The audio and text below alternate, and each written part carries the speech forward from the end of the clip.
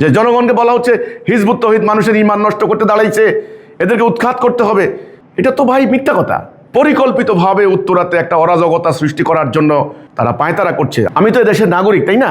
এদেশে বসবাস করা আমার নৈতিক মানবাধিকার। আমি যদি কোনো অন্যায় করি, সরকার আছে, সরকার দেখবে।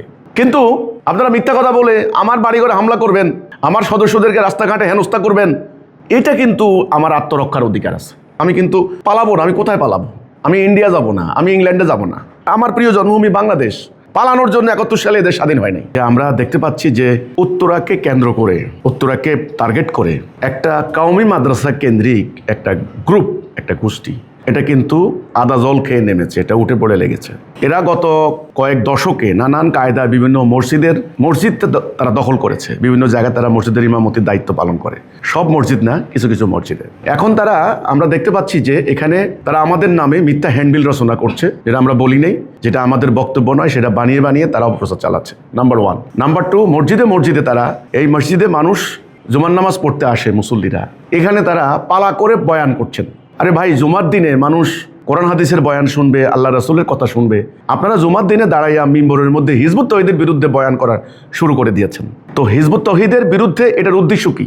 উদ্দেশ্য হলো একটা অরাজকতা সৃষ্টি করা, একটা মব সৃষ্টি করে উত্তরা আমার বাড়ি, এখানে আমাদের অফিস কার্যক্রম চলছে। উত্তরা তো আমাদের কার্যক্রম নতুন না, আমাদের লক্ষ লক্ষ পত্রিকা।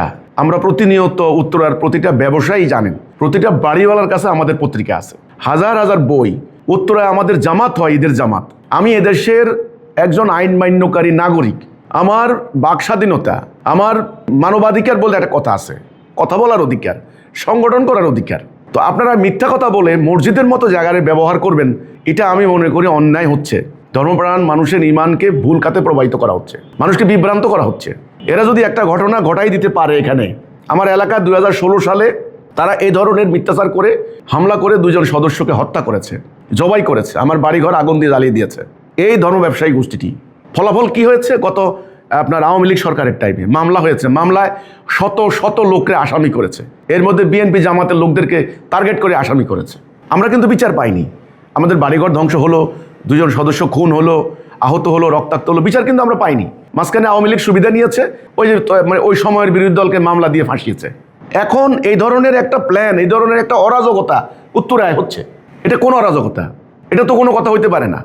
আমাদের দ্বারা এই যে আপনার উত্তরার মানুষ বলুক, এলাকার মানুষ বলুক, আমাদের দ্বারা কোনো অসামাজিক কার্যকলাপ, শান্তিভঙ্গের কোনো কাজ, আমরা কোনো রাষ্ট্রবিরোধী, সমাজ বিরোধী কোনো কাজ আছে আমাদের?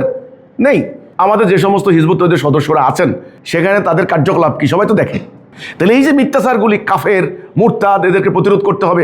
আমার বাসার পিছনে 14 নম্বর সেক্টরে মাইক লাগিয়ে আমার বাসার দিকে মাইক করে উৎখাত করতে হবে। আরে ভাই, এটা স্বাধীন সার্বভৌম রাষ্ট্র, এটা ওরা করতে পারে না।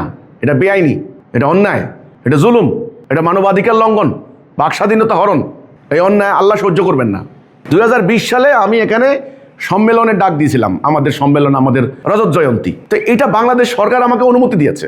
এরা আমার সম্মেলনের আগত সদস্যদের গাড়িতে হামলা চালিয়েছে, সেখানে তারা মারামারি করার জন্য বিরাট আয়োজন করেছে। আমি কিন্তু ধৈর্য ধারণ করেছি। আমার কোটি কোটি টাকার ক্ষতি হয়েছে, আমি ধৈর্য ধারণ করে স্থগিত করেছি। আমরা বলেছি আমরা মারামারি করব না। মারামারি করলে কি হবে? এলাকার পরিস্থিতি কেমন হবে? তাহলে এই যে একটা শান্তিপূর্ণ, একটা স্থিতিশীল একটা পরিবেশকে ধীরে ধীরে ধীরে ধীরে পরিকল্পিতভাবে একটা অশান্তিময়, দাঙ্গাময়, একটা ভয়ঙ্কর একটা পরিস্থিতির দিকে এরা যে নিয়ে যাচ্ছে ধীরে ধীরে, এই ব্যাপারে উত্তরার জনগণ কি কিছু বলবে না? মুসল্লিরা কেন প্রতিরোধ করে না মসজিদে? কেন এই কথা বলেন না যে আপনি আল্লাহ রাসূলের বয়ান করেন, আপনি হিজবুত তৌহিদের বিরুদ্ধে এখানে বিষোদাগার করছেন কেন? এটা তো অন্যায় হচ্ছে। তো এই জন্য আমি বলি যে উত্তরার সাধারণ জনগণ যারা আছেন, আপনারা ধর্মপ্রাণ মুসল্লিরা আছেন, আমি জানি আপনাদের সামনে আমার বিরুদ্ধে প্রচণ্ড মিথ্যাচার করা হচ্ছে। আমরা আল্লাহ রাসূলের ইসলাম নিয়ে দাঁড়িয়েছি। আপনি প্রশ্ন করতে পারেন এই হুজুরগুলা আমাদের বিরুদ্ধে ক্ষেপলো কেন? আপনি বলতে পারেন। আমি সোজা বলে দিই, আপনি এবার হয়তো সামনে প্রমাণ পাবেন। আমরা বলেছি ধর্মের নামে কোনো বিনিময় নেওয়া চলে না, দ্বীনের নামে কোনো ব্যবসা চলবে না। আল্লাহ রাব্বুল আলামিন দ্বীন পাঠিয়েছেন রাসূলের উপরে, রাসূল সংগ্রাম করে কষ্ট করে দ্বীনটা কায়েম করেছেন। এটার বিনিময়ে কোনো স্বার্থ নেওয়া চলে না, টাকা কামাই করা চলে না। আপনি দ্বীনের কাজ করবেন, দ্বীনের বয়ান দিবেন নিঃস্বার্থভাবে, এটা সব নেবেন আপনি আল্লাহর কাছ থেকে। টাকা নিলে এটা নাজায়েজ হয়ে যাবে। আমরা এই কথাটা বলেছি যে দ্বীনের বিনিময় নেওয়া জায়েজ নাই। এই কথাটা বললাম কেন? তাদের মাথায় আগুন ধরে গেছে। তারা এখন মিথ্যা, আমাদের ঈমান নষ্ট হয়ে গেছে, আমরা কাফের, আমরা নাস্তিক, আমাদের বইয়ে কোন কোন কথা। তো বইগুলি জনগণকে দিয়ে দেন না, জনগণ পড়ুক না, বই পড়ুক। আমি তো দেখলাম না আজ পর্যন্ত আমাদের কোনো বই পড়ে, সত্যিকার অর্থে বই পড়ে আমাদের বিরুদ্ধে কোনো লোক উত্তেজিত হয়েছে, এটা আমি দেখলাম না। তো বইটা পড়তে দেন। একটা 50 পৃষ্ঠার 100 পৃষ্ঠার বই আপনি 1 শব্দ 2 শব্দ দিয়ে মিথ্যাচার করবেন, এটা তো পূর্ণ বক্তব্য উঠে আসে না। এটা তো উদ্দেশ্যমূলকভাবে বিভ্রান্ত করা হচ্ছে, যে জনগণকে বলা হচ্ছে হিজবুত তৌহিদ মানুষের ঈমান নষ্ট করতে দাঁড়াইছে, এদেরকে উৎখাত করতে হবে। এটা তো ভাই মিথ্যা কথা। এই অরাজকতা বন্ধ হোক। আমি উত্তরার সাধারণ মুসল্লি, ধর্মপ্রাণ যারা আছেন, আমি আপনাদেরকে অনুরোধ করব, বিনীত আবেদন করব, পরিকল্পিতভাবে উত্তরাতে একটা অরাজকতা সৃষ্টি করার জন্য তারা পায়তারা করছে। আমি তো এদেশের নাগরিক, তাই না? এদেশে বসবাস করা আমার নৈতিক মানবাধিকার, সাংবিধানিক অধিকার। আমি যদি কোনো অন্যায় করি, সরকার আছে, সরকার দেখবে, সরকার দেখবে। যত বড় লোকে হোক, আইনের রাষ্ট্র তাকে আইনের আওতায় আনতে পারে। কিন্তু আপনারা মিথ্যা কথা বলে আমার বাড়িঘরে হামলা করবেন, আমার সদস্যদেরকে রাস্তাঘাটে হেনস্থা করবেন, এটা কিন্তু আমার আত্মরক্ষার অধিকার আছে, এটা আমাদের আত্মরক্ষার অধিকার। আমি কিন্তু পালাবো না। আমি কোথায় পালাবো? আমি ইন্ডিয়া যাব না, আমি ইংল্যান্ডে যাব না। আমার প্রিয় জন্মভূমি বাংলাদেশ। পালানোর জন্য 71 সালে এদের স্বাধীন হয় নাই।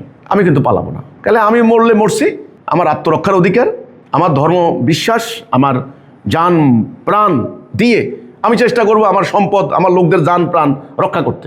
তো এই জন্য আমি বলি যে আপনারা যারা আজকে এই যে প্রতিটা জুমার নামাজে হ্যান্ডবিল দেওয়া হচ্ছে, উস্কানিমূলক বক্তব্য দেওয়া হচ্ছে, মুসল্লিদেরকে আমি অনুরোধ করবো আপনারা এদেরকে থামান। এই মিথ্যা বেশি দিন চলতে পারে না।